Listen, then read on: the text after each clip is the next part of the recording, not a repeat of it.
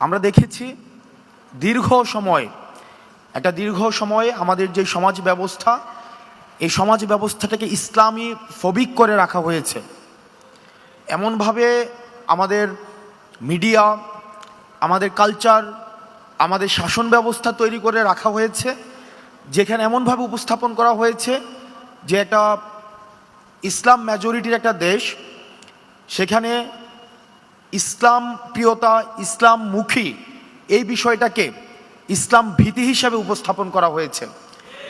এটা অত্যন্ত সুপরিকল্পিতভাবে করা হয়েছে।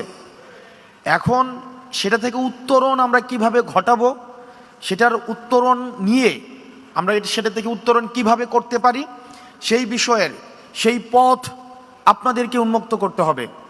আপনারা এখানে যারা এ বিষয়ে অভিজ্ঞ রয়েছেন, এটির পথ আপনাদেরকে উন্মুক্ত করতে হবে এবং আমাদেরকে দেখাতে হবে যে এই পথে হাঁটলে ইসলাম নিয়ে যে এই ধরনের বিভ্রান্তিকর তথ্য রাষ্ট্র ব্যবস্থায়, সমাজ ব্যবস্থায়, আমাদের কালচারাল অঙ্গনে, আমাদের সুশীল সমাজে যে ভয়টা রয়েছে, সেই ভয়টা কাটানোর জন্য আমাদেরকে পদক্ষেপ নিতে হবে।